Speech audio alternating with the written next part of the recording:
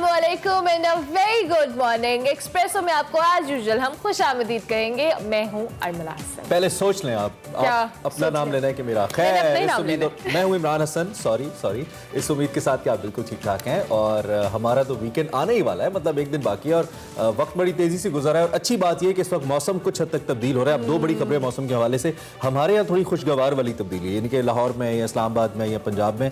कराची में थोड़ी मुश्किल वाली तब्दीली है क्योंकि साहिल समंदर के ऊपर एक्सपेक्ट किया जा रहा है कि बारिशें बड़ी तेज हो सकती हैं।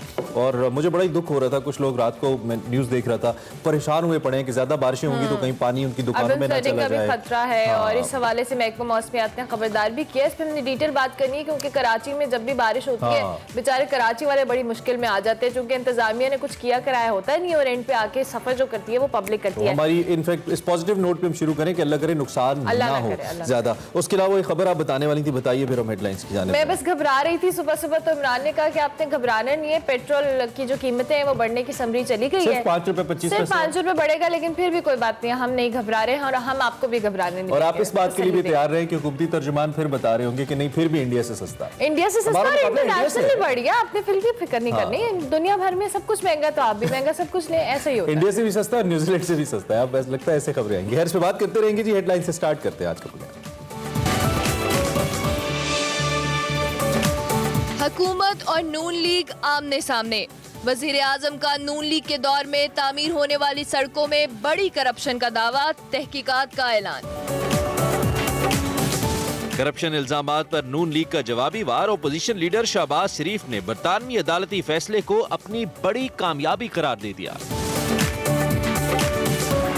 अमरीकी कांग्रेस में पाकिस्तान मुखालिफ लॉबी मुतहरिक। तालिबान और उनकी मदद करने वालों पर पाबंदियां लगाने का बिल अमरीकी सेनेट में जमा। कोरोना केसेस में कमी के बाद पाबंदियों में नरमी का फैसला। वैक्सीन न लगवाने वाले कल से कई सहूलतों से महरूम हो जाएंगे। डेमेंशिया के मरीजों के लिए नई उम्मीद। वर्चुअल रियलिटी थेरेपी से तरीका इलाज मुतारिफ करवाने वाले पाकिस्तानी न्यूरो साइंसदान डॉक्टर अली जावेद होंगे एक्सप्रेसो के मेहमान।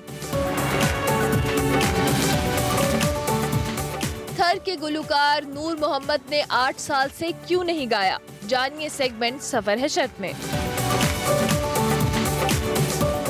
सिंध में बारिश बरसाने वाला ताकतवर सिस्टम, कराची डूबने का खदशा। महकमा मौसमियात के मुताबिक मॉनसून सिस्टम से अर्बन फ्लडिंग की सूरत हाल पैदा हो सकती है।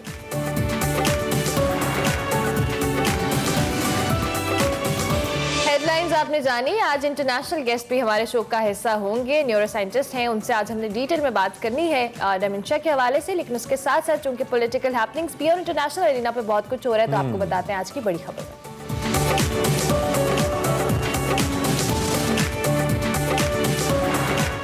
ओके, सो बड़ी खबर, अमेरिका ने अफगानिस्तान में बाज़ाबिता शिकस्त तस्लीम कर ली। पहले कह रहे थे ऐसा नहीं है, अब कह रहे हैं ऐसा है।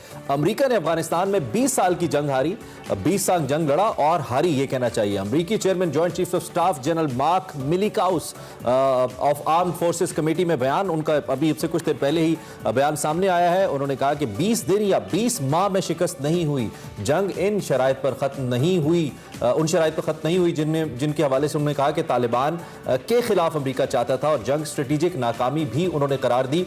इसके साथ साथ हम अगर बात करें, इस वक्त अमेरिका की कोशिश है कि वो पाकिस्तान के ऊपर प्रेशर बढ़ाए। अमेरिका ने अफगानिस्तान में बाज़ाबिता शिकस्त तो तस्लीम कर ली, लेकिन इस 20 साल की जंग का जो मलबा है वो पाकिस्तान के ऊपर डालना चाह रहा है, और मुसलसल इसके हवाले से जो बयानात हैं वो भी आ रहे हैं। और कल एक बड़ी इंपॉर्टेंट डेवलपमेंट हुई जिस पर हमने बात भी की थी। 22 सेनेटर्स ऐसे हैं अमरीकी जिन्होंने पाकिस्तान पर या पाकिस्तान समेत उन अवामिल पर पाबंदियों का मुतालबा किया जिन्होंने इस अफगान वॉर के अंदर बकौल उनके तालिबान को सपोर्ट किया। बिल्कुल, इसके साथ साथ अफगानिस्तान से इनखला से मुतल्लिक अमेरिका में बहस बहुत जो कहने छिड़ी हुई है, और इस बहस में कांग्रेस में अमेरिकी अस्करी क़यादत को सेनेटर्स के सख्त सवालात का सामना भी करना पड़ा है। अमेरिकी सेनेट कमेटी में सदर जो बाइडन और जनरल्स के बयानात में वाज़ेह इख्तलाफात सामने आ रहे हैं। इसके बावजूद अफगानिस्तान में शिकस्त का मलबा पाकिस्तान और दीगर मुल्कों पर डालने की कोशिश की जा रही है। हालांकि पाकिस्तान ने अमरीकी जंग में शामिल होकर इस पर भारी कीमत भी चुकाई है और पाकिस्तान ने दुनिया के अमन के लिए बेपनाह नुकसान भी उठाया है। 70,000 से ज्यादा जानों की कुर्बानियां दी हैं, जबकि 150 अरब डॉलर का माली नुकसान भी बर्दाश्त किया है। इत्तेहादी होने के बावजूद ड्रोन हमलों में पाकिस्तानियों को मारा गया। इसके बावजूद पाकिस्तान ने अमेरिका और अफगान तालिबान के जो दरमियान मुज़ाकरात हैं उसमें बहुत इंपॉर्टेंट रोल प्ले किया। इनखला के मौके पर अगर बात की जाए तो अफगानिस्तान से न सिर्फ अमेरिका बल्कि पूरी दुनिया के शहरियों को वहां से निकालने में मदद की और ये पाकिस्तान की तमाम तर कोशिशें दुनिया को दहशतगर्दी से बचाने और खित्ते में अमन के लिए थी। बजाय इसके कि पाकिस्तान के इस किरदार को अप्रिशिएट किया जाता, खुले दिल के साथ तकसीम किया जाता, अमेरिका की एहसान फरामोशी देखिए कि पाकिस्तान को कुर्बानी का बकरा बनाने की कोशिश मुसलसल की जा रही है और हमारी बेबसी देखिए कि हम अपने अवाम को सिर्फ ये बता रहे हैं, दुनिया को हम नहीं बता पा रहे हैं। अमेरिकी सेनेट में पाकिस्तान मुखालिफ लॉबी इस वक्त सरगर्म है। रिपब्लिकन सेनेटर्स जिनकी हमने बात की है, दो कि अभी तक गवर्नमेंट की इनको सपोर्ट मिलती है या नहीं मिलती ये नहीं पता, लेकिन उन्होंने बाकायदा तौर पर पाबंदियों के हवाले से मुतनाज़ बिल पेश किया है। इसके तहत तालिबान की माली मदद, इंटेलिजेंस मालूमात, तिब्बी सहूलियात और रसद फराहम करने वालों पर पाबंदियां और पाकिस्तान के 20 साल किरदार का जायजा लेने का मुतालबा किया गया है, यानी कि उन्होंने 2001 से स्टार्ट किया है। इस वक्त हमारे साथ ताहिर खान साहब मौजूद हैं, सीनियर एनालिस्ट हैं, काबुल में भी मौजूद रहे। ये तालिबान की हुकूमत आई और पाकिस्तान और अफगानिस्तान ताल्लुकात को बड़े करीबी निगाह से देखते हैं और जानते हैं, उनसे हम जरा बात करते हैं। ताहिर साहब बहुत शुक्रिया। Once again it's very unfortunate. अब इससे पहले तो थोड़ी सी कुछ जो वक्त की पल्स थी वो पाकिस्तान के हाथ में भी थी जब अमेरिका अफगानिस्तान के अंदर था। Pakistan is been trying to be a positive nation और हमने रोल प्ले किया, लेकिन अब तो बिल्कुल सरीहन ये पाकिस्तान के ऊपर इल्जाम साजी की जा रही है अमेरिका की तरफ से। आप इस सूरत हाल के बाद क्या देख रहे हैं, क्या होने जा रहा है? बहुत शुक्रिया आपका। आपने खुद भी जिक्र किया कि जो एक स्केप गोट का जो तस्वर था, पहले पाकिस्तान में भी लोग कहते थे कि शायद अमेरिका को तलाश होगी किसी स्केप गोट का, तो अब उनके हाथ में आसान जो हदफ है, निशाना है, वो पाकिस्तान है। और आप देखें कि मैं तो अक्सर कहता रहता हूँ कि अमेरिकी अपने मफादात के लिए काम करते हैं। तो चलो अगर बहुत माजी में नहीं जाते, लेकिन जब रूसी आखिरी फौजी चला गया था तो उस वक्त भी सबसे पहले वार अमेरिका ने पाकिस्तान पे किया था कि F-16 उस न्यूक्लियर प्रोग्राम का बहाना बना करके F-16 तैयारों को रोक लिया था। फिर पैसा भी नहीं दे रहे थे उसका कि आप गंदम ले रहे। बहरहाल वो फिर माजी में चले जाएंगे। लेकिन अब आप देखें, सदर बाइडेन ने खुद कहा था इनखिला से चंद दिन पहले, जब मुकम्मल इनखिला नहीं हुई थी, कि वो अफगानिस्तान तो नेशनल बिल्डिंग के लिए गए नहीं थे, उनके अपने मकासद थे, अपने अहदाफ थे, वो उन्होंने हासिल कर ली। तो अमेरिका तो अपने मफादात का। और जब हम अफगानों से कहते थे, मीडिया की जब बहस होती थी कि अमेरिका तो अपने मफादात के लिए, तो वो हम पे इल्ज़ाम लगाते थे कि हम फलां के एजेंट है, ये है, वो है, और वो तो हमारे इत्तेहादी है। लेकिन जब अमेरिकी फौजी चले गए, अब अफगान खुद कहते हैं कि उनके साथ भी खयानत हुई है, धोखा हुआ है, चीटिंग हुई है। तो लिहाजा अमेरिका तो अगर अमेरिका अपने मफादात का वो करते हैं तो फिर पाकिस्तान को भी ये हक है, पाकिस्तान को भी हक है, फिर और ममालिक को भी हक है कि वो अपनी पॉलिसियां अपने मफादात की बुनियाद पे करे। लेकिन इत्तेहादियों के साथ जो करना है उसका मेरे ख्याल में वो कोई नई बात नहीं है। लेकिन हमें भी सोचना पड़ेगा कि आया हम कभी जब भी अमेरिकी उसकी तरफ नहीं जा रहे कि जब अमेरिका ने फैसला किया तालिबान के खिलाफ एक्शन का, तो उस वक्त की पाकिस्तानी हुकूमत ने उनका साथ दिया, उनको फौजी अड्डे भी दिए और फिर सारा कुछ। लेकिन उस तरफ तावन पे नहीं जाते। बस अब वो चूंकि वो शिकस्त खा गए, जिस तरह आपने कहा, और उनके जनरल मार्क मिली ने कहा भी, अब तो अच्छी बात है कि उन्होंने तस्लीम कर लिया कि वो शिकस्त खा गए। जिस तरह से अभी हमने देखा है कि अमेरिकी सेनेट में जिस तरह से पाकिस्तान मुखालिफ लॉबी मुतहरिक हुई है और पाकिस्तान के खिलाफ जिन ममालिक ने तालिबान का साथ दिया, जिसमें पाकिस्तान को भी इंक्लूड किया गया, उनके खिलाफ पाबंदियों के वाले से एक बिल भी जमा कराया गया है। ये पाकिस्तान के लिए किस तरह का एक चैलेंज होगा और इस तरह किसको किस तरह से टैकल किया जाएगा, सिफारती सतह पे या ओवरऑल भी अगर हम बात करें तो?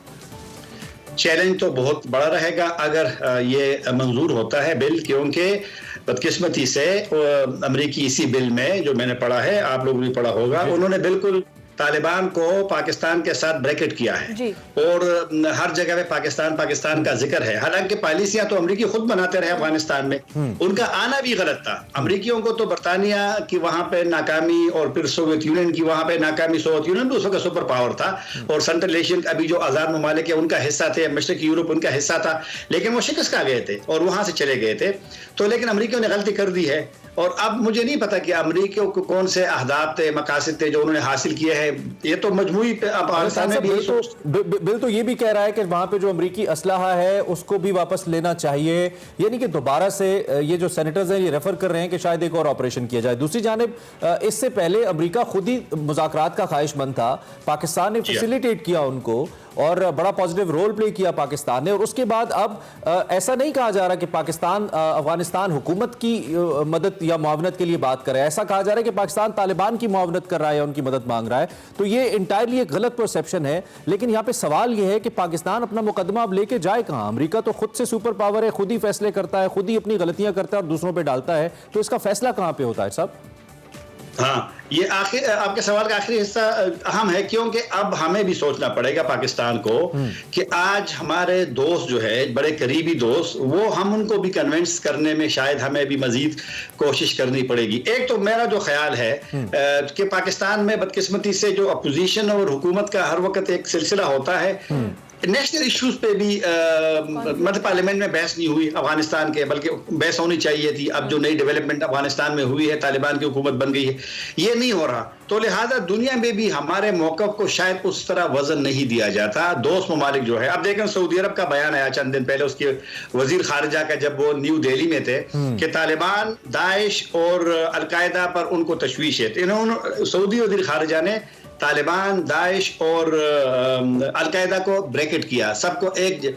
तो लिहाजा ये हमारे लिए भी तशवीश की बात है कि अगर यही सोच है तो फिर हम कैसे आगे जाएंगे। पाकिस्तान का देखो ना, अगस्त में जब 2017 अगस्त में जब डोनाल्ड ट्रंप ने साउथ एशिया, जनूबी एशिया की पॉलिसी का ऐलान किया, तो उस वक्त उसने मजम्मत की पाकिस्तान की बहुत ज्यादा, इंडिया की बहुत तारीफ की। फिर ट्वीट जो 2018 का जनवरी का, वो बड़ा मशहूर हुआ पाकिस्तान के खिलाफ। लेकिन जब अमेरिका को जरूरत पड़ी कि अब तालिबान के साथ मैच पे जाना है, तो पाकिस्तान को अप्रोच किया, और 2018 फिर अक्टूबर में पाकिस्तान की सहूलतकारी से मुज़ाकरात का आगाज हुआ। फिर अमेरिका ने कहा मुल्ला बिरादर को रिहा करे, पाकिस्तान ने रिहा कर दिया, और वो कतर दफ्तर का पाकिस्तान ने सब कुछ किया है। फिर जब आपको याद हो कि एक दफा दरमियान में सदर ट्रंप ने जब काबुल में एक धमाका हुआ था अगस्त 2019 में, तो उन्होंने मुज़ाकरात रोक लिए थे। फिर पाकिस्तान ने जब तालिबान और ज़रने खलीलजाद को दावत दी थी, वो पाकिस्तान आए, यहाँ मुज़ाकरात हुए, दोबारा मुज़ाकरात बहाल हुए, फिर इसका मतलब ये है कि अमेरिका अपनी क्या कहना चाहिए सहूलत और आसानी के मुताबिक हमें इस्तेमाल करता रहा है, हम इस्तेमाल होते रहे हैं,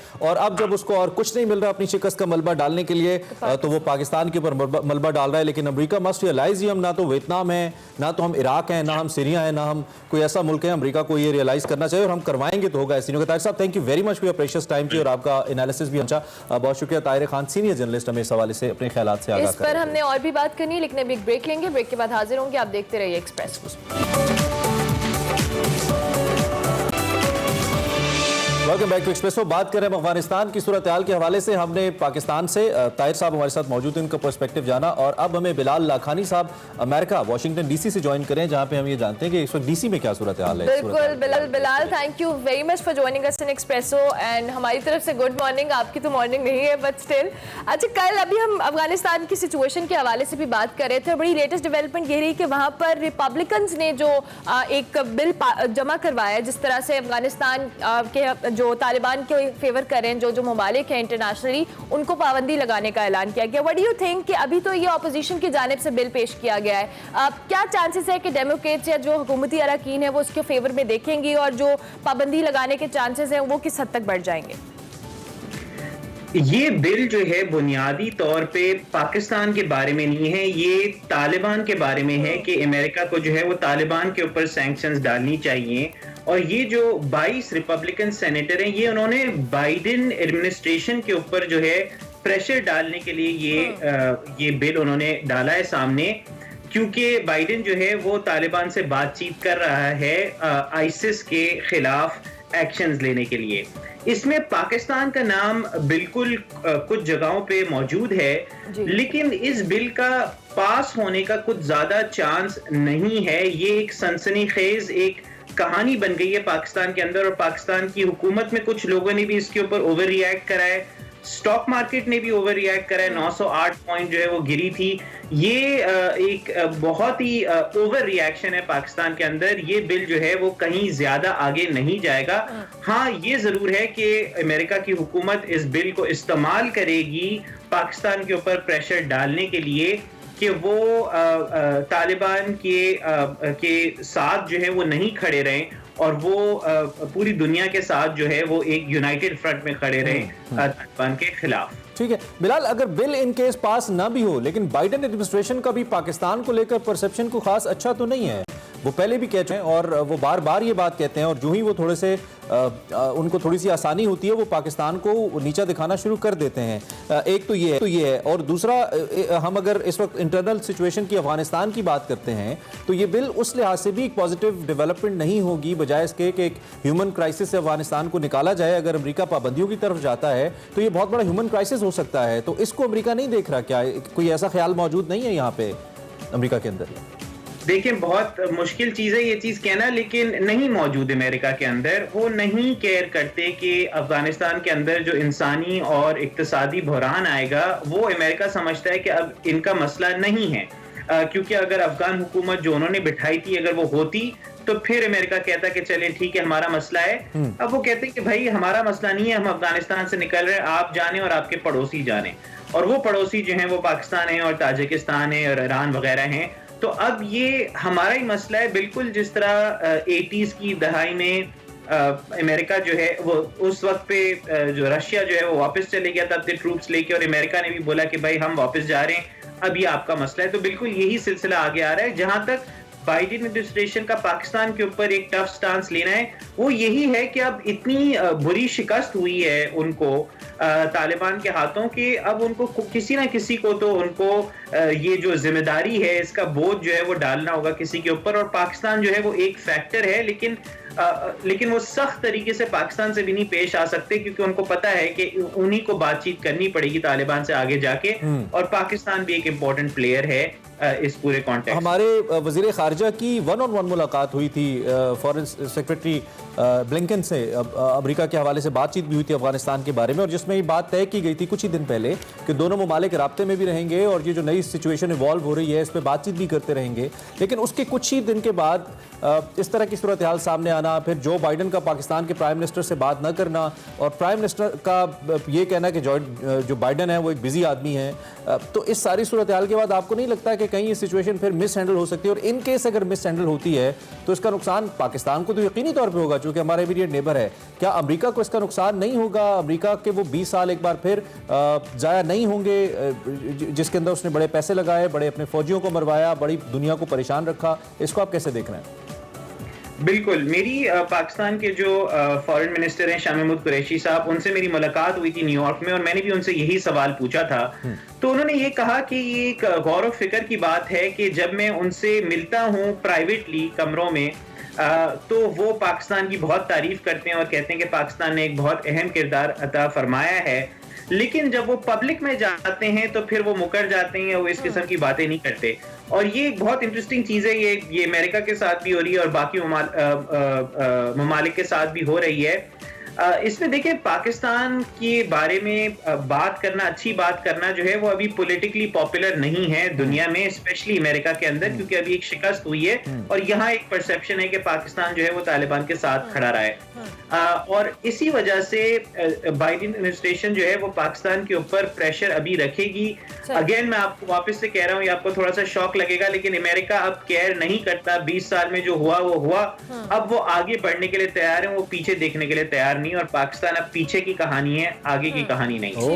ठीक हो गया। अच्छा बिलाल, जिस तरह से आपने कहा कि बंद कमरों के अंदर तो वो पाकिस्तान की बहुत तारीफ करते हैं, लेकिन बाहर जाते हैं जब पब्लिकली उसको एडमिट नहीं करते, इसी तरह से हमने जो बाइडेन इंतजामिया और वहाँ के जो जनरल्स हैं उनके बयानात में भी बड़ा तजाद देखा है। और पाकिस्तान वो अपनी जो जनरल्स हैं वो अपनी जो शिकस्त है वो तस्लीम कर रहे हैं। व्हाट डू यू थिंक कि जो ओवरऑल दुनिया पे एक इंप्रेशन दिया जा रहा है, जबकि अमेरिका अपनी गलतियों से वहाँ पे जंग हारा है और खला हुआ है, लेकिन उसका मलबा दूसरे ममालिक पर डालने की कोशिश की जा रही है, क्या वजह आप समझते हैं?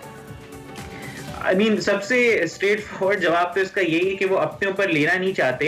लेकिन एक्चुअली ये जो अमेरिका में हो रहा है, अगर आप पूरी हियरिंग सुने और सिर्फ पाकिस्तान का पार्ट नहीं सुने तो वो अपनी गलती का भी इतराफ कर रहे हैं। वो कह रहे हैं कि भाई हमने नहीं समझा था कि इतनी करप्शन है अफगान गवर्नमेंट के अंदर, हमने नहीं समझा था कि अफगान की आर्मी बिल्कुल ही इतनी खोखली निकलेगी अंदर से। वो कह रहे हैं कि हमने शायद टैक्टिकल तरीके से कुछ चीजें एक रियासती ढांचा खड़ा कर दिया, लेकिन हम एक कौम नहीं बना सके, हम जो है वो एक कल्चर को नहीं समझ सके। तो वो अपनी भी जो चीजें हैं, खामियां हैं, उनको वो रिकग्नाइज कर रहे हैं। इसमें एक सरप्राइज हमारे लिए भी बहरहाल था, आपके लिए भी होगा। हमें भी नहीं पता था कि अमेरिकन फौज जो है, अमेरिकन फौज, उसकी ट्रेनिंग इतनी कमजोर है, जो कि दुनिया की सबसे स्ट्रांग आर्मी खुद को कहते हैं, कि उनकी फौज जो है वो 24 घंटे उनकी ट्रेन करदा 24 घंटे नहीं खड़ी हो पाई तालिबान के सामने, जो कोई बहुत ज्यादा बाकायदा आर्मी नहीं थी। अच्छा, नरेंद्र मोदी ने दौरा किया और 5 बड़ी ताकतें मिलकर भी बैठी और कुछ बड़ी जबरदस्त पिक्चर्स भी जो व्हाइट हाउस है उसकी जानिब से जारी की गई, जिसके अंदर बड़ा करीब दिखाया गया जो बाइडेन को, नरेंद्र मोदी को। नरेंद्र मोदी के इस विजिट ने कितना रोल प्ले किया है आपके ख्याल में, इस वक्त जो एंटी पाकिस्तान सेंटिमेंट एक बज़ाहिर हमें दिखाई दे रहा है अमेरिका के अंदर?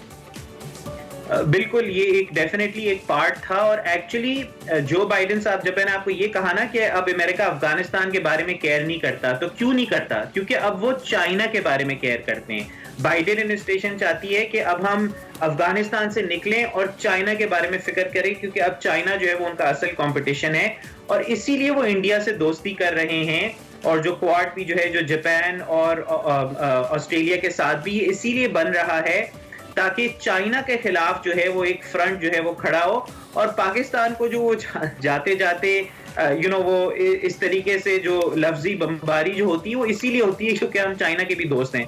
तो हमें जो है वो उस वजह से भी थोड़ा सा वो ठंडे हैं कि भाई ठीक है, आप चाइना के दोस्त हैं, जाएं आप चाइना के पास, हमारे पीछे क्यों आ रहे हैं? तो हमारा तो जो बेसिकली वो कहते हैं ना, एक चोर स्विच होता है गाड़ी के अंदर अक्सर ना, या वो जो मेन एक प्लग होता है, वो तो वहां से अमेरिका जो मईशत वाला हमारा एंगल है उसको पुश कर रहा है और वो कर भी सकता है। आपको पता है कि पाकिस्तान की मईशत कितनी मुश्किल का शिकार है। इसमें पाकिस्तान जिन दोस्तों के ऊपर रिलाई करता है, जैसे चीन जैसे बड़े ममालिक हैं, टर्की है, रशिया है, ये जो पूरा ब्लॉक है, कतर है, पाकिस्तान फिर क्या करे, या ये ममालिक पाकिस्तान के लिए अब क्या कर सकते हैं सिचुएशन के अंदर? What options we have? Last question मेरा।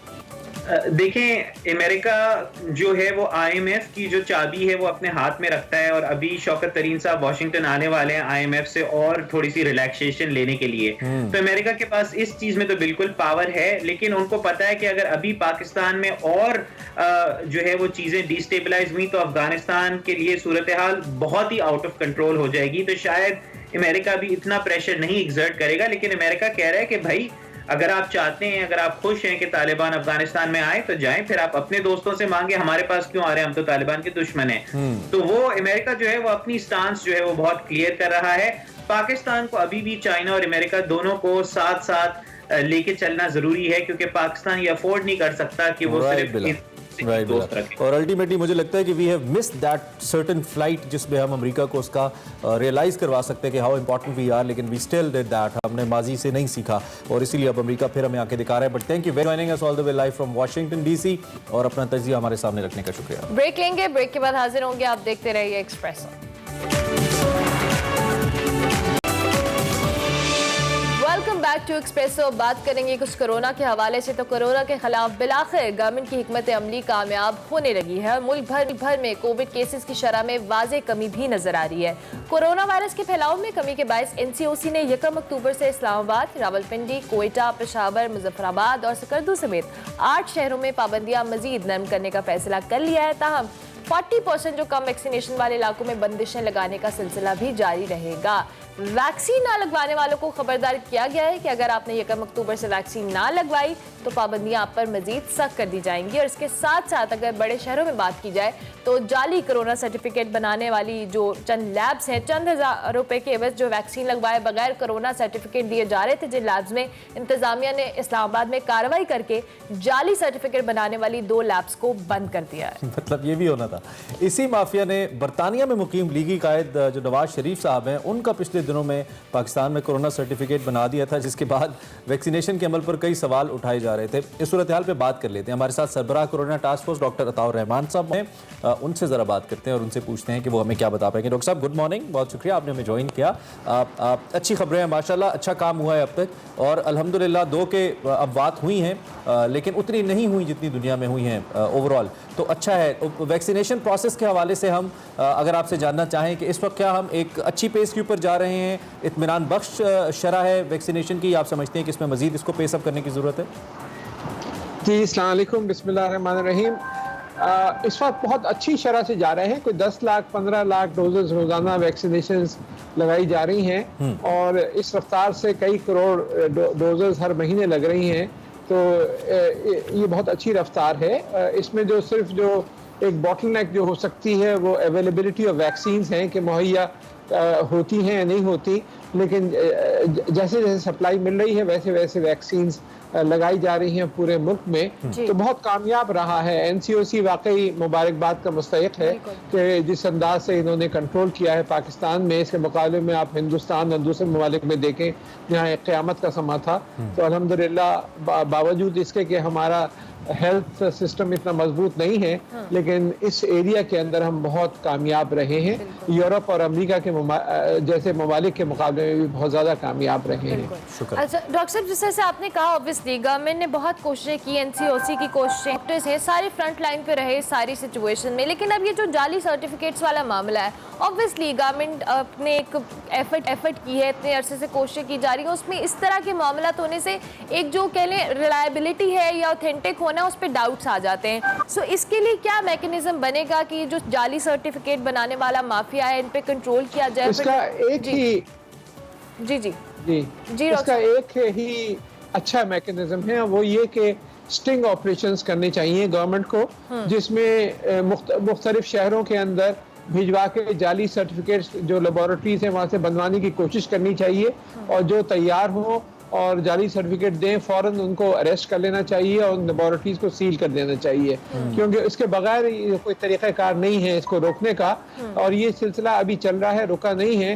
पूरे मुल्क में आज भी आप जाली सर्टिफिकेट बनवा सकते हैं। कराची में भी मैंने मालूम किया बड़े आसानी से जाली सर्टिफिकेट बन रहे हैं, और यही एक वजह है कि बाहर के ममालिक जो हैं वो पाकिस्तान से पैसेंजर्स को लाते हुए रिलक्टेंट हैं, तैयार नहीं माशाल्लाह। वो पता नहीं होता कि सर्टिफिकेट सही भी है या नहीं। माशाल्लाह हम बीइंग नेशन ना अपना पूरा किरदार अदा करते हैं पाकिस्तान को खराब और बदनाम करने में, और फिर मलबा हुकूमत पे डालते हैं कि हुकूमत सही नहीं कर रही है। मतलब ये अजीब व गरीब ही हमारी मंतक़े हैं। बिल्कुल आप ठीक कह रहे हैं कि sting operations can work. Doctor साहब 2 चीज़ें हैं, एक तो आपने थोड़ा सा में इशारा दिया अपने पहले जवाब के अंदर कि अगर हमारे स्टॉक्स कम नहीं होते वैक्सीन के तो ये मामला ठीक चल रहा है, हम अच्छी पेस से जा रहे हैं, तो क्या हमें स्टॉक्स में इस वक्त कोई चैलेंज का सामना है या गवर्नमेंट उसको कैसे देख रही है? नंबर 1। नंबर 2, जब भी केसेस थोड़े कम होते हैं, हम थोड़े रिलैक्स होते हैं, एक और सर्ज आ जाता है और उसको हम 5th वेव या 4th वेव का नाम दे देते हैं। तो अभी आपकी क्या स्टडी है, क्या ऐसी कोई वेव का इम्कान खुदा न खास्ता मौजूद है कि दोबारा से केसेस ऊपर जाएं? इस हवाले से बताइएगा। जी बिल्कुल, स्टॉक्स जो हैं वो अभी तो मौजूद हैं, लेकिन आते रहते हैं मुख्तलिफ कंसाइनमेंट्स, और क्योंकि इसकी सप्लाई कोई गारंटीड नहीं है, तो इस वजह से एक सवालिया निशान जरूर रहता है कि कौन सी वैक्सीन कब मिलेंगी, क्योंकि ये हमारे हाथ में नहीं है, हम खुद तो वैक्सीन बनाते नहीं हैं, बाहरी से इंपोर्ट कर रहे हैं। तो इस वजह से अभी फिलहाल मौजूद हैं स्टॉक्स, लेकिन आगे के बारे में कहना मुश्किल है। लेकिन मुझे उम्मीद है कि इसकी सप्लाई मुनासिब तरीके से जारी रहेगी, क्योंकि ख़ास तौर पे चाइना हमारी बहुत मदद कर रहा है। जो 5th वेव की बात की आपने, ये बिल्कुल मुमकिनात में से है।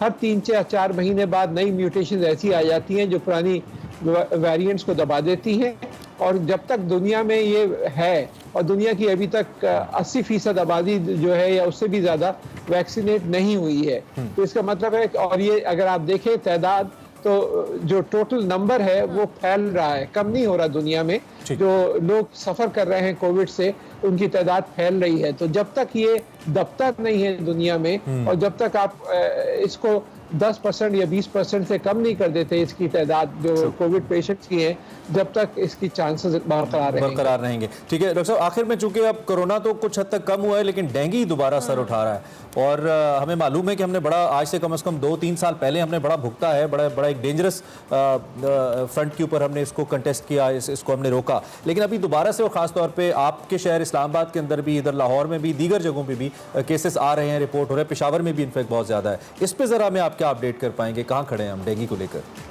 जी, ये 2011 के आखिर में शुरू हुआ था डेंगू पाकिस्तान में बड़े स्केल पर, लेकिन हमने बहुत अच्छे तरीके से इसको कंट्रोल किया था। पंजाब आईटी बोर्ड ने बहुत अच्छा काम किया था इस सिलसिले में, एक डैशबोर्ड बनाया था और एक रिपोर्टिंग सिस्टम था कि कोई भी इनके वर्कर्स जाते थे और मोबाइल फ़ोन से तस्वीर लेते थे और फिर वो डैशबोर्ड पे आ जाता था कि कहाँ पानी के ऐसे पूडल्स हैं जहाँ पे ये ग्रो हो सकता है, उसकी फौरन सफाई हो जाती थी। तो ये जो है अब दोबारा उसको रीएक्टिवेट किया गया है और आप मैसेज भिजवा सकते हैं और ये जो सॉफ्टवेयर है ये बहुत मजबूत रहा, बहुत अच्छा रहा।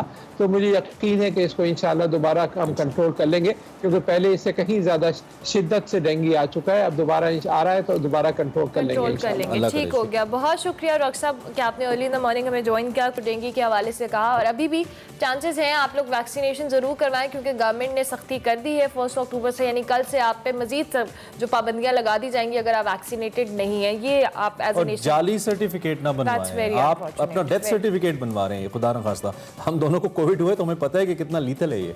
सो be careful and please vaccine लगवा लें, मुफ्त में लग रही है, पैसे थोड़ी लग रहे हैं। ब्रेक लेंगे, ब्रेक के बाद हाजिर होंगे, आप देखते रहिए Expresso. Welcome back to Expresso. Karachi के मौसम की हमने शुरू में भी बात की थी, कुछ खास अच्छी खबरें नहीं है। एक नया सिस्टम सिंध में दाखिल हुआ और महकमा मौसमियात का कहना है कि कराची डूब सकता है, अर्बन फ्लडिंग की सूरत हाल पैदा हो सकती है। आज और कल हैवी स्पेल्स हो सकते हैं, अल्लाह ना करे ऐसा हो, खैर की बारिश हो, लेकिन इस दौरान 35 से 40 नॉटिकल माइल की रफ्तार से हवाएं भी चल सकती हैं। ये जो महकमा मौसमियात कह रहा है, इसी के ऊपर जरा हमने कहा कि आपको अपडेट बिल्कुल हमारे साथ हमारे नुमाइंदे आफ्ताब खान साहब मौजूद हैं। आफ्ताब साहब, शुक्रिया। कराची के मौसम के हवाले से ऑब्वियसली अब कुछ कंसर्न्स थे जो महकमा मौसमियात ने शो भी किए, और अब क्या सिचुएशन है, किस तरह का मौसम है और बारिश के हवाले से क्या अपडेट है आपके पास? जी देखिए, अरेबियन सी में जो इस वक्त एक एक्टिविटी चल रही है, अभी थोड़ी देर पहले जो चीफ मेट्रोलॉजिस्ट सरदार सरफराज से मेरी बात हुई है, उनका ये कहना है कि वो जो एक्टिविटी है डिप्रेशन की शक्ल में मौजूद है, लो प्रेशर से ये डिप्रेशन बना है और उसके बाद जो है अगले 24 घंटों के दौरान जो है ये साइक्लोनिक स्टॉर्म की शक्ल इख्तियार कर सकता है। 2 दिन से जो एडवाइजरी जारी की जा रही है महकमा मौसमियात की जानिब से, उसमें कराची में और इसके अलावा देही सिंध के मुख्तलिफ अजला जिसमें ठट्टा है और उसके अलावा मीरपुर ख़ास और दीगर जो अजला है, वहाँ पर जो है अर्बन फ्लडिंग का खदशा जो है वो जाहिर किया गया है। कराची के लिए ख़ास तौर पर जो नशेबी इलाके हैं और उसके अलावा जो दीगर जो वो इलाके जो कि जहाँ पे पानी के अखराज के कोई बाकायदा निज़ाम नहीं है, तो वहाँ पर जो है अर्बन फ्लडिंग हो सकती है और उसके अलावा बाकी मानदा शहर में भी हो सकती है। तो ये सरगर्मी की अगर बात करें, ठीक है, जो तो तैयारी मुकम्मल है वहाँ पे जो प्रोविंशियल डिजास्टर मैनेजमेंट है तो पे ठट्टा बदीन वगैरह के इलाकों में, और कराची में भी क्या डिस्ट्रिक्ट एडमिनिस्ट्रेशन एक्टिव है, या फिर जब बारिश आएगी एक दूसरे पे इल्जामात होंगे कि इसकी गलती? हमें तो पता चला है कोई 50 नालों में से ज़्यादा तो अभी तक साफ़ ही नहीं हुए और इसी तरह बंद पड़े हैं और मसला हो सकता है वहाँ पर भी। जी सर, तो हर साल का सिलसिला है और जिस तरह मैं अभी बता रहा था कि इसके असरात अगर हम देखें तो इदारों को खुद ही जो है वो इस पे जो है वो अलर्ट हो जाना चाहिए। इसके हवाले से जो है महकमा मौसमियात जितने भी इस हवाले से एडवाइजरी जारी कर रही है, उसको जो है वो सूबाई डिजास्टर मैनेजमेंट जो है वो अलग से एक प्रेस रिलीज के हवाले से जारी करती है, जिसमें उनकी जानिब से कहा जाता है कि इस हवाले से इंतजाम जो है उसको देखा जा रहा है। अब ये ग्राउंड रियलिटी जब पता चलेगी, जब ये सिस्टम बिल्कुल सर पे आ जाएगा, यहाँ पर मैं एक जो है इस हवाले से जो सरगर्मी हो रही है ये बताता चलूँ कि ये 2007 के बाद दूसरी मरतबा हो रहा है कि एक साइक्लोन जो है वो लो प्रेशर में तब्दील हुआ और दोबारा वो साइक्लोन बन रहा है। अच्छा। तो ये गुलाब जो है इसका नाम जो है पाकिस्तान ने इस दफा तजवीज़ किया था, ये उड़ीसा में जाके टकराया है, भारतीय जो साहिली पट्टी है, और उसके बाद जो है लो प्रेशर बना और उसके बाद अब दोबारा ये तूफान बनने जा रहा है अगले 24 घंटों में। अल्लाह तो ये खैर करे और सूरत-ए-हाल जो कराची के लिए बहुत ज़्यादा बहुत बेहतर सिचुएशन हो, क्योंकि ऑब्वियसली जो इंतजामिया के हालात हैं वो तो हम सबके सामने ही हैं, और जब ये बारिश और इस तरह का स्क्वेयर वेदर का मामला होता है तो कराची वाले सबसे ज़्यादा सफ़र करते हैं। मेरे ख्याल में महकमों खासतौर पे जो बिजली का महकमा है वहाँ पे उसको, दीगर जो महकमे हैं सबको के इलेक्ट्रिक वगैरह अभी से अलर्ट होंगे यकीनी तौर पे, लेकिन हम ये समझते हैं कि जो शहरी हैं उनको भी अपनी हिफाजत खुद करनी चाहिए। अल्लाह करे मामलात कंट्रोल में। आफ्ताब, बहुत शुक्रिया, आपने हमें अपडेट किया और इस अहम मामले के ऊपर, इस अहम अपडेट के हवाले से अब किया। अभी हमें एक ब्रेक लेनी है, ब्रेक के बाद हाजिर होंगे, आप देखते रहिए एक्सप्रेसो। एक्सप्रेसो में आपको एक बार फिर से खुशामदीद। वक्त हुआ चाहता है सफ़र शर्त का, जिसमें हम आपको सहरा नवर्द के मुख्तलिफ खतूत आप तक पहुँचा रहे हैं। और आज सहरा नवर्द हमें ये बता रहे हैं कि मारूफ थर के सिंगर नूर मोहम्मद साहब ने काफ़ी अरसे से गाना क्यों नहीं गाया। इसी पे आज बात होती है। इसे देखते हैं आज का सफर है।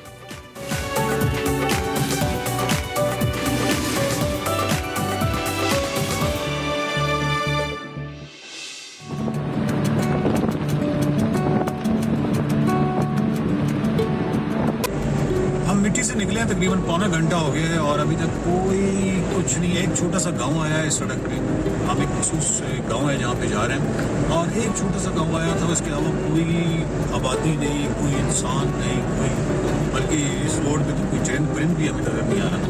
और इस हवाले से ये मुतासिर कुछ चीज़ है कि मतलब रोड है जनरली पंजाब में या सिंध में उन इलाकों में जहाँ आबादी ज़्यादा होती है वहाँ तो चले रोड्स देखते हैं, आसपास बहुत सारे गांव होते हैं और एक आबादी होती है। अगर यहाँ पे एक छोटे से गांव के लिए इतनी मतलब अच्छी रोड बनी हुई है तो ये बड़ी कम से कम मेरे लिए बड़ी मुतासिर चीज़ है, ये अच्छी बात है।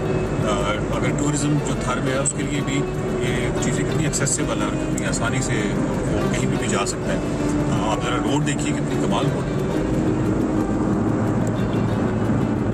और मेरा ख्याल है कि अभी वो कोई साफ नज़र आ रहे हैं, कोई फर्क बड़े टाइम के बाद हमें कोई इंसानी शक्ल देखने में नज़र आ रही है। तो अदरवाइज बिल्कुल एक बिल्डर में ऐसा है और वीरानी अपने मखसूस क्या कहते हैं एक पगड़ी पहने हुए।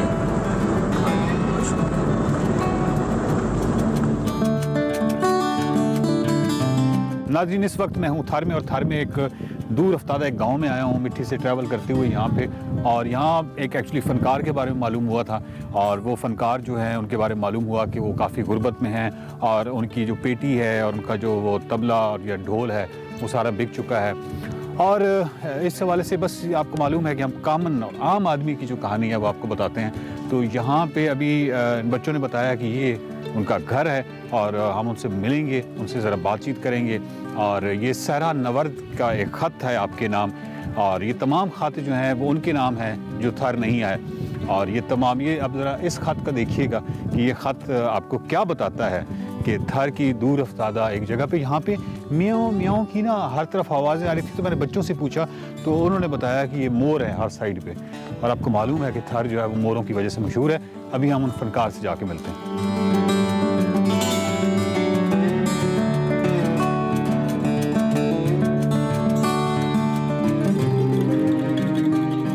मैं इस वक्त हूँ गुदार गांव में और मिट्टी से ट्रैवल करते हुए हम यहाँ पहुँचे, थोड़ा सा पैदल आगे सफ़र किया तो यहाँ पे नूर मोहम्मद साहब का गांव है। ये नूर मोहम्मद साहब मेरे साथ बैठे हैं, फ़नकार हैं और बड़े अच्छे फ़नकार हैं। पहले गाते रहे हैं लेकिन अब एक तो कोई सेहत का भी मामला है। और कितना अर्सा हो गया आपको गाना छोड़े हुए? 8 साल हुए। और कितना अर्सा आप गाते रहे? गाने के लिए 35 साल। 35 साल आपने गाया है। बचपन से आपको ये था? हाँ, गाने का। ठीक है। सिंधी में गाते थे आप? सिंधी, मारवाड़ी में। जी। ये बताएं कि आपने किसी बड़े फनकार के साथ भी गाना गाया? मैंने सादक फकीर के साथ गाया। अच्छा। सादक फकीर के साथ? बुड्ढा फकीर। अच्छा। मुराद फकीर। अच्छा। मुराद मिट्टी वाला। हाँ। इन सब के साथ? उनके साथ। कभी किसी बड़े शहर में गए? बिल्कुल, शहर कराची, लाहौर भी गए हैं? गए। वाह। पिंडी भी गए हैं? हाँ। पिंडी कहाँ पे गए थे? पिंडी सादक फकीर के साथ पिंडी गए थे। लोक विरसा में। लोक विरसा हर जगह। जब भी आप किसी गरीब फनकार की को ढूंढने निकलेंगे तो ये एक नाम जो है ये आपको हमेशा सुनने को मिलेगा, लोक विरसा। शकरपड़िया भी आपने देखा था? अच्छा। वाह। तो लोक विरसा एक ऐसा इदारा था जो कि गरीब फनकारों की बहरहाल माली मुआवनत वगैरह कर लेता था।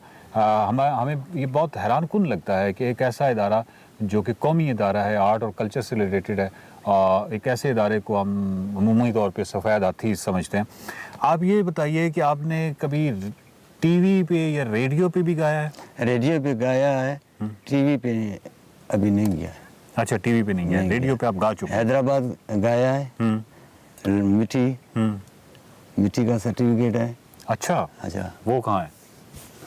आपके पास है? आपके पास मिट्टी रेडियो है ये? हाँ, मिट्टी रेडियो है। वाह। अच्छा, ये आपका सर्टिफिकेट है, ये जो रेडियो में आप गाते रहे? हाँ। उसका मुआवजा भी मिलता होगा? बिल्कुल। और ये आपके पास ये सर्टिफिकेट है?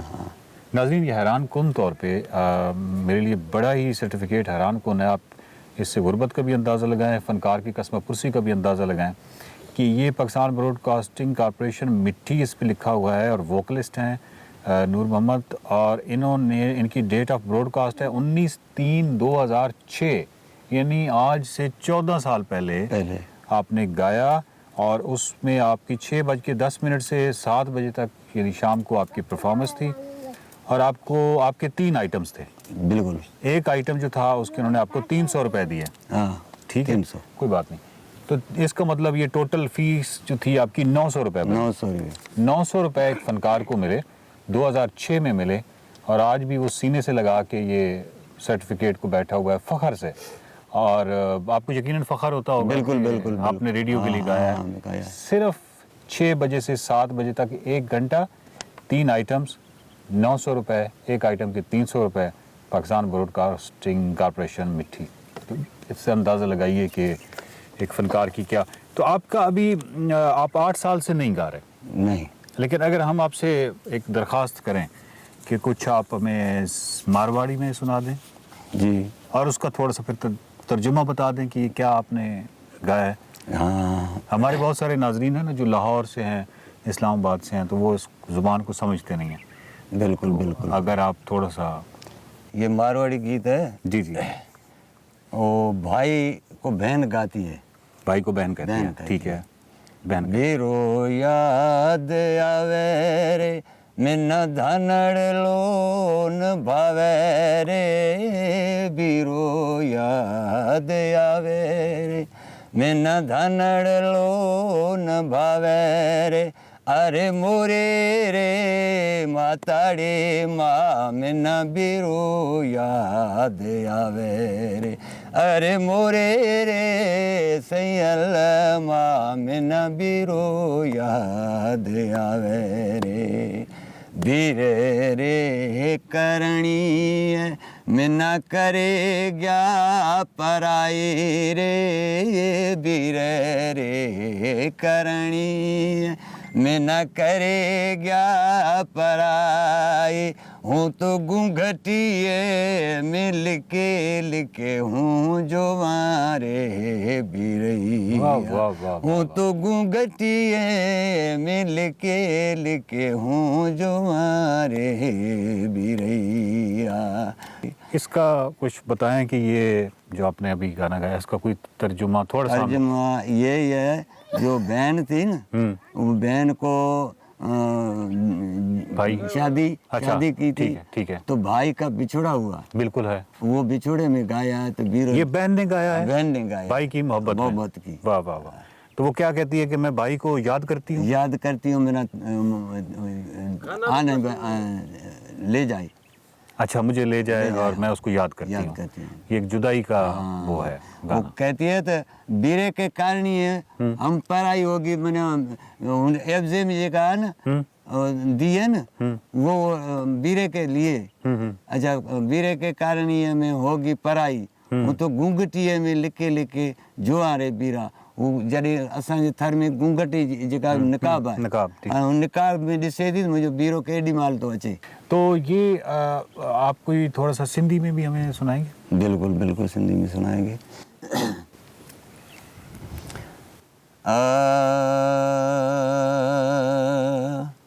मुल्क मारवी जो वज थी वियो परे, मुल्क सतीअ जो वज थी वियो परे, कढ कोटन में मारवी रोज़ रोए, कढ कोटन में मारवी रोज़ रोए, माड़े चढ़ियो मारवे ॾिसे, माड़े चढ़ियो मारवे ॾिसे, घोड़ी ते पियो घोड़े करे, घोड़ी ते पियो घोड़े करे, कढ कोटन में मारवी रोज़ रोए। वाह वाह।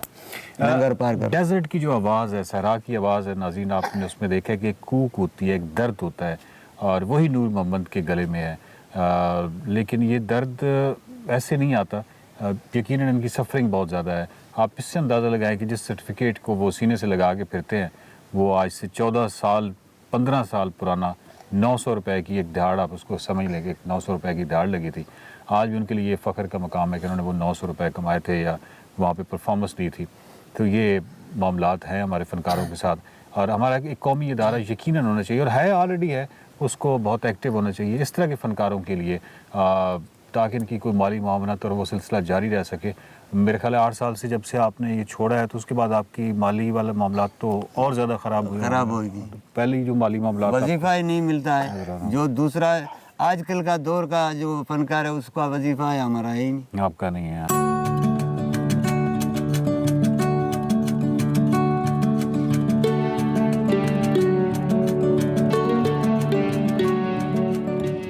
तो नाज़रीन, ये था सहरा नवर्द का एक ख़त आपके नाम थर सहरा से, और इस ख़त में आपको बताया गया कि एक तो हम खैरियत से हैं और आपकी खैरियत नेक मतलूब चाहते हैं, लेकिन इसके अलावा ये बताया गया कि एक दूर अफ्तादा गाँव में, थर के एक दूर अफ्तादा गाँव में नूर मोहम्मद नाम का एक फ़नकार रहता है, जिसकी आवाज़ में सहरा की वही दर्द जो है वो झलकता है, वही कूक है, और अपने थर से बहुत मोहब्बत करता है। बताया हयात यही है जो इस चुनारों के नीचे आपको नज़र आ रही है, और फिर एक सर्टिफिकेट है जो कि 900 रुपए का मुआवजा दिया गया था।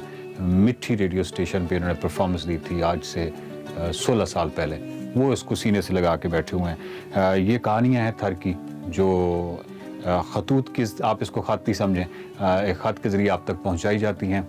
हमारी कोशिश तो यही हो सकती है कि इनकी कोई अरबाब इख्तियार जो है उन तक आवाज़ पहुँचे और इनकी कोई माली मुआवनत की जाए। 8 साल हो गए इनको जो गाना छोड़ चुके हैं। थर से मोहब्बत करने वाले इस खूबसूरत इंसान नूर मोहम्मद और वकार अहमद मलिक को इजाज़त दीजिए। खुदा हाफ़िज़। हाय नूर।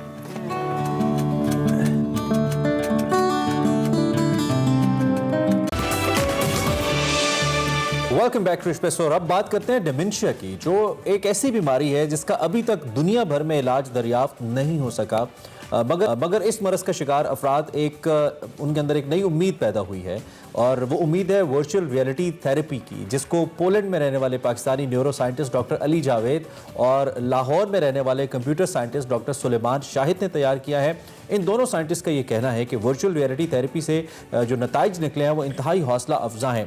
डिमेंशिया एक महंगा इलाज है, और वर्चुअल रियलिटी थेरेपी इलाज के बारे में ये कहा जा रहा है कि ये बहुत सस्ता है। और यहाँ पे ये भी याद रहे कि जो आलमी इदारा सेहत है उसने रवा माह एक रिपोर्ट में कहा है कि आबादी के बढ़ने के साथ साथ दुनिया भर में जो डिमेंशिया के मरीजों की तादाद है वो 2030 में तकरीबन 78 मिलियन और 2050 में तकरीबन 139 मिलियन तक पहुंचने का इम्कान मौजूद है। और इस रिपोर्ट में साथ साथ ये भी कहा गया कि डिमेंशिया की वजह से दुनिया को सालाना 1.3 ट्रिलियन डॉलर का नुकसान उठाना पड़ता है। वर्चुअल रियलिटी थेरेपी बेसिकली क्या है, इस पर हम बात करेंगे। हमारे साथ डॉक्टर अली जावेद मौजूद हैं जो कि पाकिस्तानी न्यूरो साइंटिस्ट हैं, वे फ्रॉम पोलैंड हमें ज्वाइन करने वाले हैं। Thank you very much doctor Ali, and a very good morning हमारी तरफ से आपको। ऑब्वियसली अभी हम बात कर रहे थे कि डिमेंशिया एक बहुत सुवेर बीमारी है जिसके हवाले से अभी तक दुनिया भर में इसका इलाज नहीं है, लेकिन ये एक नई थेरेपी है। इस थेरेपी के हवाले से हम जरूर चाहेंगे कि आप थोड़ा सा एक्सप्लेन कीजिएगा।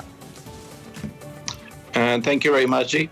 First of all, good morning, and it's definitely an honor to be here. तो डिमेंशिया के बारे में आपने काफ़ी एक अच्छा इंट्रोडक्शन दिया, उसमें थोड़ा सा मैं ऐड कर दूं कि डिमेंशिया जो है वो बढ़ता जा रहा है, और अभी जो स्टेटिस्टिक्स हमारे पास हैं वो पूरी तरह डिपिक्ट नहीं करते पिक्चर को, क्योंकि स्पेशली कुछ कंट्रीज में जैसे पाकिस्तान में अभी भी अंडर डायग्नोज्ड है। बहुत से लोग जो हैं वो इसकी तरफ तवज्जो नहीं देते और समझते हैं कि नॉर्मल एज बढ़ने के साथ साथ मेमोरी प्रॉब्लम्स आती हैं, बट उसको डिजीज नहीं कंसिडर किया जाता। तो असल में इसकी जो तादाद है वो और भी ज़्यादा हो सकती है। ठीक है, इस थेरेपी जी प्लीज जारी रखिए। जी, इस थेरेपी में हमें एक मोडालिटी है जिसे हम कहते हैं एनवायरनमेंट एनरिचमेंट, उसको हमने जो है उसको लेके आए हैं एक ऐसी फॉर्म में कि लोग उसे एंगेजिंग तरीके से they can become a part of it. तो वर्चुअल रियलिटी उसको इम्प्लीमेंट करती है। अच्छा। उसमें हम डिफरेंट जो ब्रेन के पार्ट्स हैं उन्हें स्टिमुलेट करते हैं ताकि उन्हें एक्टिव रखा जा सके। ठीक है, ठीक है। तो ये आप इसको आम तरीका इलाज से सस्ता कैसे कह सकते हैं डॉक्टर अली? और ये भी इसमें फिर इसको इंटीग्रेट करने के लिए, क्योंकि इसमें कंप्यूटर की मुआवनत भी चाहिए, तो कैसे इसको किया कैसे जाता है, ये भी एक्सप्लेन कीजिएगा।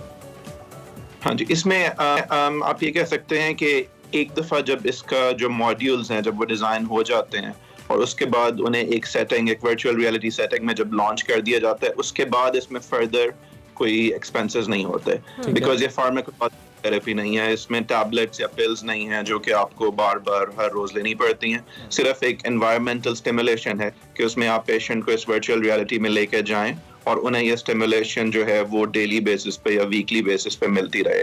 तो एक दफ़ा जब सेटअप बन जाए तो इसमें फिर फर्दर कोई एक्सपेंसेस नहीं होता। ठीक हो गया। अच्छा डॉक्टर अली, जिस तरह से आपने कहा ऑब्वियसली डिमेंशिया के हवाले से याददाश्त से रिलेटेड और सारी चीज़ें होती हैं, जिस स्टिमुलेशन की आप बात करें, एक इंसान की जो ऑब्वियसली उससे उसकी ज़िंदगी उसके लाइफ से मुतालिक बहुत सारी ऐसी चीज़ें होती हैं जो इस बीमारी से वो भूल जाते हैं या बैक ऑफ द माइंड चल जाती हैं। सो उस स्टिमुलेशन के ज़रिए उसको वो याद करवाना और उसको अपने ही एनवायरनमेंट से फेमिलियर करवाना, ये किस तरह से पॉसिबल होगा?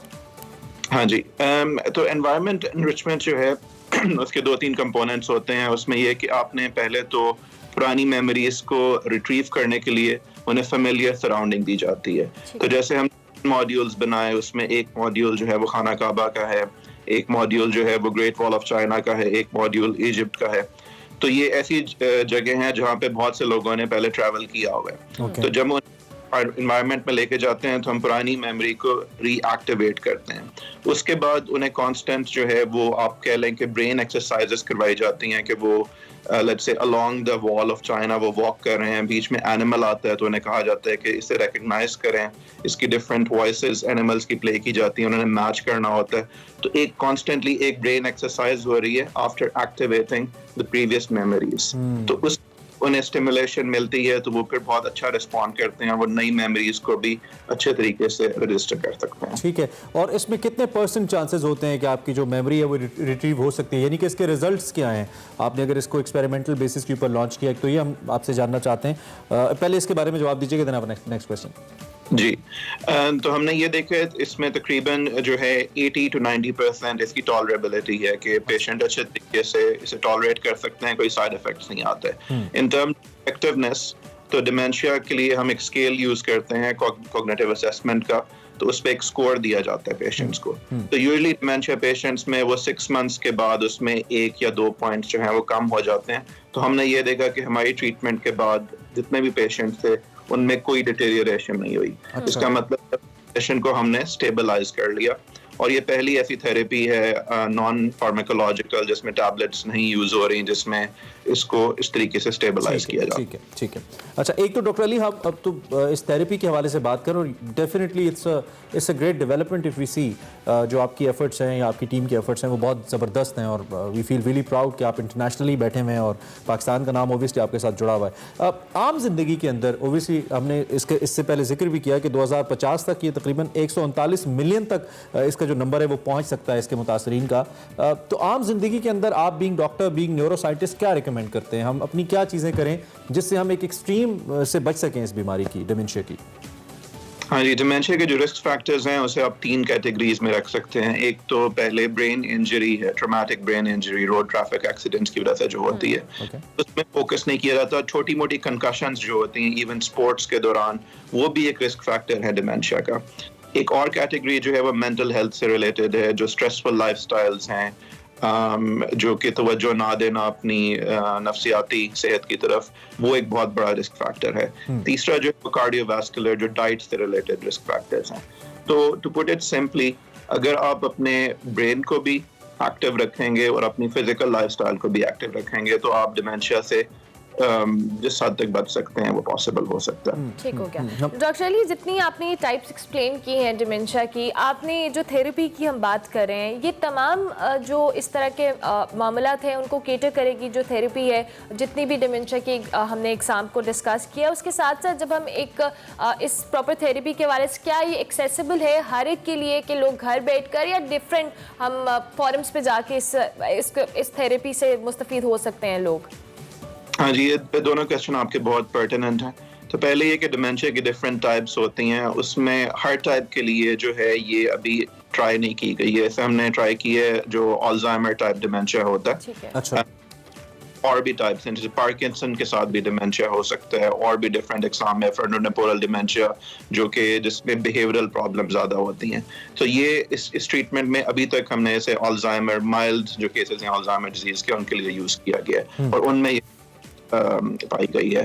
बाद इम्प्लीमेंटेशन का ताल्लुक है तो इसके लिए डेफिनेटली सेटअप्स रिक्वायर्ड हैं जहाँ पे वर्चुअल रियलिटी का ये जो सेटअप है इसे ऑर्गेनाइज किया जा सके। तो आई थिंक इसमें एक डेफिनेटली एक रोल बनता है गवर्नमेंट का भी जो इसे इम्प्लीमेंट कर सकती है इन डिफरेंट हॉस्पिटल्स जहाँ पे पेशेंट्स जाएं, थेरेपी लें और उसमें एक रेगुलर बेसिस पे उनकी इवैल्यूएशन और ट्रीटमेंट दोनों जारी रह सकते हैं। डेफिनेटली बनता है। अच्छा, एक तो ये कि क्या ये बीमारी सिर्फ इसका ताल्लुक ओल्ड एज से है, थोड़ी आपकी उम्र ज़्यादा हो जाए तभी इसके चांसेस ज़्यादा हैं, या यंगस्टर्स और यूथ के अंदर भी हो सकता है?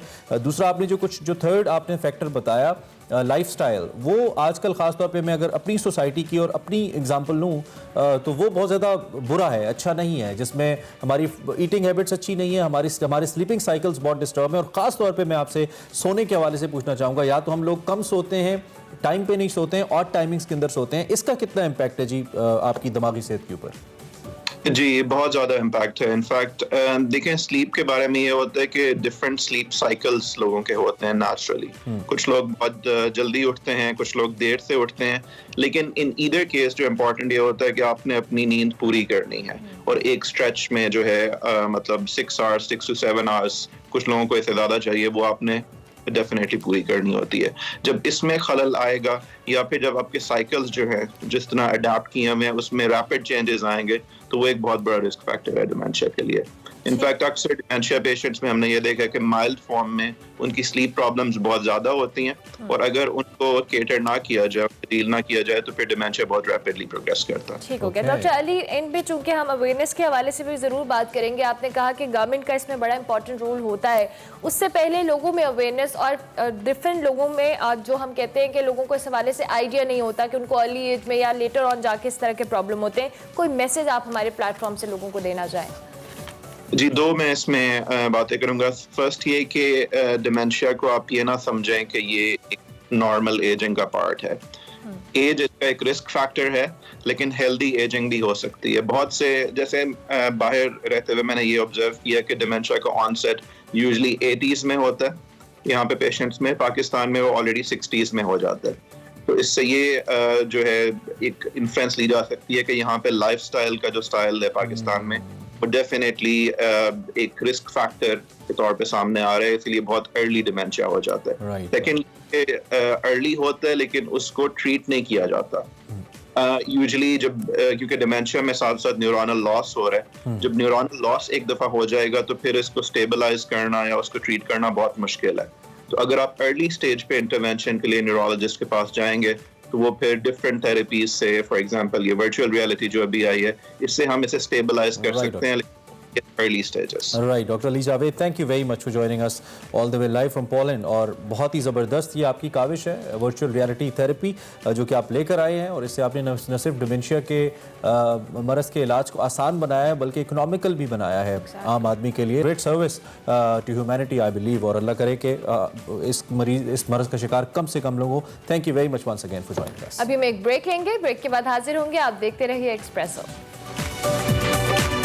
एक बार फिर आपको खुशामदीद कहते हैं, आगे बढ़ते हैं जी। पेट्रोलियम मसनूआत के हवाले से एक बार फिर खबरें आ रही हैं कि इसमें इजाफा मुतवक्के है, और हुकूमत ने पेट्रोलियम मसनूआत की कीमतों में इजाफे की जो समरी है ओगरा ने वो पेट्रोलियम डिवीजन को भेज दी है। इस हवाले से फैसला ओबियसली मुशावरत से किया जाएगा, अभी तक फैसला नहीं हुआ, लेकिन 5 रुपये 25 पैसे तक पेट्रोल की कीमत में मजीद इजाफा मुतवक्के है। ये हो सकता है और ये पेट्रोलियम लेवी के मद में किया जाएगा, और इससे यकीनी तौर पे मजीद जो इन्फ्लेशन रेशो है वो भी बढ़ सकती है, और ओवरऑल जो एक महंगाई की वेव है पाकिस्तान के अंदर जिसके बारे में हम मुसलसल बात करते हैं उसमें भी इजाफा हो रहा है। और पहले ये तायुन 30 दिन की बुनियाद पे होता था, अब ये तायुन हर 15 दिन के बाद होता है, और अगर ये मजीद 5 रुपये पेट्रोल बढ़ता है तो इसकी कीमत तकरीबन पर लीटर 129 रुपये तक तकरीबन पहुँच जाएगी, जो कि ओबियसली बहुत बड़ी कीमत होगी पर लीटर पेट्रोल की। दूसरी जानिब हमारी स्टॉक मार्केट कल अमेरिकन सेनेटर्स की जानिब से जो बिल पेश किया गया उसके बाद काफ़ी ओवर रिएक्ट कर गई, कुछ लोगों का कहना है, कुछ लोगों का कहना है कि ये ठीक कॉन्शियसनेस है स्टॉक मार्केट की, लेकिन अच्छा खासा जो कारोबार है उसमें कमी वाक़ई हुई। और उसके बाद हम अगर डॉलर प्राइसेस की भी बात करते हैं मजमूई तौर पर, उस पर भी बड़ा गहरा इंपैक्ट आया और तारीख के हाईएस्ट 172 रुपीज़ का भी ट्रेड हुआ है कल डॉलर। इस सारी सूरत हाल पे खुर्रम शहजाद साहब, इकोनॉमी एक्सपर्ट, हमारे साथ इस वक्त लाइव मौजूद हैं, उनकी एक्सपर्ट ओपिनियन शामिल कर और उनसे पूछते हैं कि वो कैसे देख रहे हैं सूरत हाल को। Khurram, thank you very much. सबसे पहले पेट्रोलियम प्राइसेस के हवाले से दो के जब भी पेट्रोलियम प्राइसेस बढ़ती हैं गवर्नमेंट का सीधा साधा ये मौक़िफ़ होता है क्योंकि इंटरनेशनल प्राइसेस बढ़ रही हैं, हम खुद पैदा नहीं करते, हम खरीदते हैं, इसलिए उसका असर डेफिनेटली आता है। लेकिन दूसरी जानिब ये स्ट्रेट अवे हिट कर रहा है उस इनकम ब्रैकेट को जो कि एक आम आदमी की है और प्राइसेस बढ़ रही हैं इससे। इसका इम्पैक्ट ओवरऑल क्या देखते हैं और क्या वाकई आप समझते हैं कि इससे मजीद इन्फ्लेशन बढ़ेगी? जी अस्सलाम वालेकुम। बिल्कुल देखें, जो जहाँ तक करेंसी का ताल्लुक है तो नेचुरली हम चीज़ें इंपोर्ट काफ़ी ज़्यादा करते हैं, ख़ास तौर पे एनर्जी से रिलेटेड जो प्रोडक्ट्स हैं वो इंपोर्ट करते हैं, क्रूड ऑयल भी इंपोर्ट करते हैं, हम पेट्रोलियम प्रोडक्ट्स भी इंपोर्ट करते हैं, लोकल भी जो है वो एक्सप्लोर करते हैं, ऑयल को बनाते हैं। लेकिन ज़्यादातर हमारा हिस्सा जो है 80-85% जो हमारी कंजम्पशन का है वो हम इंपोर्ट करते हैं। और LNG हम इंपोर्ट कर रहे हैं और LNG जो है काफ़ी महंगी हो चुकी है, हिस्टोरिक हाई पे है। और ये देखें कि अगर जो ऑयल है वो अगर $80 पे पहुंच चुका है तो इक्वलेंट अगर LNG की प्राइस देखें तो वो तो $125, $150 से भी ऊपर जा चुकी है। अच्छा। और हमें जो है वो हम क्योंकि इंडस्ट्री को भी LNG पे जो है वो इंडस्ट्री पे LNG पे जो है चल रही है ज़्यादातर, तो मेरे ख्याल में ये हमें ऑफकोर्स इसकी हिट पड़ेगी। और अगर गवर्नमेंट जो है एक सब्सिडाइज रेट पे जो है इंडस्ट्री को दे रही है LNG और जो है हाउस होल्ड को जो है वो एक सब्सिडाइज रेट पे दे रही है, तो नेचुरली जो डिफरेंशियल होगा वो गवर्नमेंट को जो है खुद बेयर करना पड़ेगा। और इसलिए आपने देखा होगा गैस का जो है सर्कुलर डेट अलग से जो है बढ़ता जा रहा है। एक तो हमारे पास पावर इलेक्ट्रिसिटी का सर्कुलर डेट है, साथ साथ गैस का सर्कुलर डेट भी जो है अब आ गया है। तो ये बड़ा प्रॉब्लम है कि एक तो एनर्जी की प्राइसेस का बढ़ना या फिर डिफरेंशियल जो है बढ़ जाना, गवर्नमेंट को सब्सिडी जो है देना और फिर सब्सिडी एक को जो है डेट लेना, उस पर कर्जा लेना, तो ये एक हिस्सा है। दूसरा हिस्सा ये है कि फूड की प्राइसेस बहुत ज्यादा बढ़ गई हैं और फूड और एनर्जी ये दो बड़ी जो है वो और गवर्नमेंट के पास कोई अल्टरनेटिव इनकम जनरेशन का सोर्स भी तो हमें फिल वक्त नहीं ऐसा नजर ना, हमारी एक्सपोर्ट के अंदर सिग्निफिकेंट कोई इंक्रीज है, फिर बिजली महंगी हम ज्यादा सब्सिडाइज कर नहीं सकते।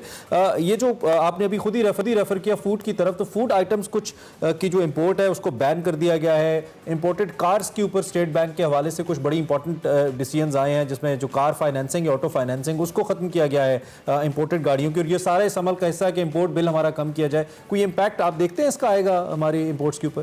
देखें, स्टेट बैंक डिसीजंस तो ले रहा है बट ग्रेजुअली ले रहा है, एकदम से वो जो है बहुत एग्रेसिव भी नहीं हो सकता क्योंकि अभी हमारी ग्रोथ जो है रिवाइव हुई है और आहिस्ता आहिस्ता जो है हमारी ग्रोथ में थोड़ी सी बेहतरी हुई है। लेकिन बात यह है कि स्टेट बैंक ने अगर गाड़ियों पे उनकी फाइनेंसिंग को टर्न अप किया है और उसके साथ साथ थोड़ा इंटरेस्ट रेट बढ़ाया है, इसका इम्पैक्ट आहिस्ता आहिस्ता आएगा, लेकिन इतना ज़्यादा एक्सपेक्टेड नहीं है अभी। उसकी वजह यह कि गाड़ियों का पोर्शन देखें, अगर टोटल इंपोर्ट्स में वो 10% से भी बहुत कम है। और अगर आप टोटल मिला लें, यानी कि जो आपकी कंप्लीट गाड़ी आती है या उसके पार्ट्स आते हैं, इंजन आते हैं, ये सारा 5-6% के करीब है। और इसके अलावा अगर फाइनेंसिंग के थ्रू देखें तो वो 10% के अंडर ही होता है। तो मेरे ख्याल में कोई इतना बड़ा इम्पैक्ट तो नहीं है, बट स्टिल एक हिस्सा है जिसकी वजह से आपका जो है वो इम्पोर्ट बिल में जो इम्पैक्ट पड़ता है। दूसरी बात ये कि फूड हम इम्पोर्ट कर रहे हैं, फूड जो है वो बहुत ज़्यादा प्राइसेस उसकी बढ़ी हुई हैं इंटरनेशनल मार्केट में। खाने पीने के ऑयल जो है, एडिबल ऑयल जो है, इसकी प्राइसेस काफ़ी बढ़ गई हैं। फिर आप देखें कि लोकली हम जो है डिमांड में इजाफा हुआ है तो उसकी वजह से भी हमारे पास लोकल सप्लाई नहीं है, तो नेचुरली इंपोर्ट्स में काफ़ी ज़्यादा इजाफा हुआ, तो इंपोर्ट्स की वजह से हमारा जो है वो डॉलर महंगा हो रहा है। दूसरी बात ये कि अफगानिस्तान का भी इम्पैक्ट है उस पर, अफगानिस्तान ठीक है।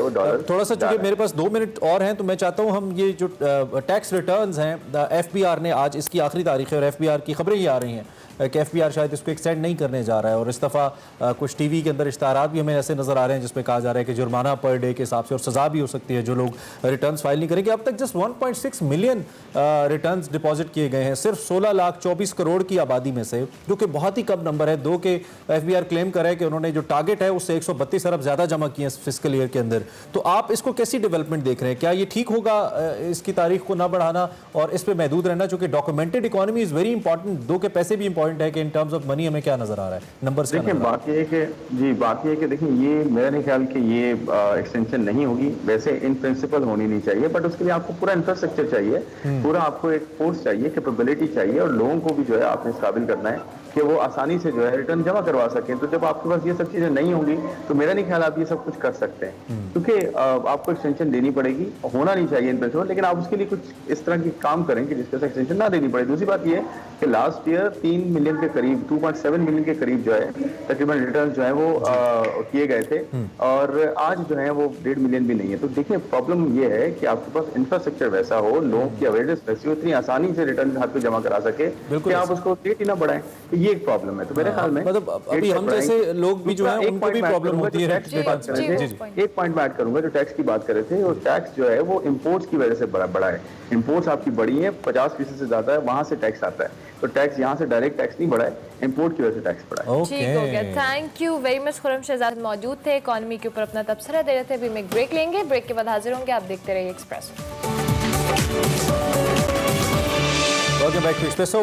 वक्त हुआ चाहता है हेल्थ एंड फिटनेस का, और खुशी आज भी हमारे साथ मौजूद है। सो देखते हैं आज खुशी हमें क्या बता रही है। जी खुशी। Thank you Imran. सो आज मैं आपको अपर बॉडी की कुछ एक्सरसाइज करवाऊंगी, जिसमें मैं आपको बैक की एक्सरसाइज करवाऊंगी। That is one of the biggest muscle in our body. So जितना आप इसको हिट करेंगे उतना ज़्यादा बर्न करेंगे, इतना ज़्यादा आपका फैट लॉस होगा। So the bigger muscle you hit, the more muscle आप जितनी ज़्यादा इसको हिट करेंगे उतना ज़्यादा आप बर्न करेंगे। So first exercise would be bend over rows, but इसमें सांस ज़्यादा वाइड होगा। Punching down and elbows towards the ceiling and breathe out. Punch down, stretch your back and pull the elbow towards the ceiling and squeeze your back. Breathe in, breathe out. Hinging position hogi, hips slightly towards the wall, slight lean down and punch down and elbows towards the ceiling, parallel to your shoulders. And second exercise is on the floor. Go down. I just need one dumbbell. आप 2 भी ले सकते हैं अगर आपकी strength ज़्यादा है. Grab it like this and stretch your arms back. Keep your stomach tucked in. As you go back, as you stretch your arms back, breathe in. Breathe out as you pull it up. These are called dumbbell pullovers. These are for your lats, especially women जिनको bulges के issue हैं. From here they can do this exercise. Stretch, breathe in. Extend your arms, guys. Make sure your elbows are not bending. Breathe in. And as you pull it towards your chest, breathe out. Third exercise is on the floor as well. It's for your lower back. It's called floor extensions. You go down and lift our arms up and back up and relax. And breathe in. Stretch your arms forward, legs back and relax. ये आपकी lower back पे stretch देगा, posterior dealt है ये। It's very important कि आप अपनी lower back की भी एक्सरसाइजेस करें, क्योंकि सबसे ज़्यादा मसले होते हैं सबको लोअर बैक के, पेन ज़्यादा लोअर बैक में होती है लोगों को। So it's very important to train your back as well. आपका पॉस्चर अच्छा होता है and your lower back is strengthen as well. So guys, try these 3 exercises at home, at least 15 reps and 30-second hold for back extensions. 15 reps, at least 4 sets each exercise. So guys, try this at home and I'll teach you new exercises next time. Take care. Very much खुशी। सुबह exercise कराने के लिए आपने सीखी है, अब आपने करनी है। इसे ड्रॉ नहीं थी। अच्छा चलें जनाब, आपसे हम इजाजत लेंगे। इंशाल्लाह आपसे हमारी मुलाकात होगी कल। फीडबैक हमें दीजिएगा सोशल मीडिया हैंडल्स पे। कल तक के लिए हमारी तरफ से अल्लाह हाफिज़।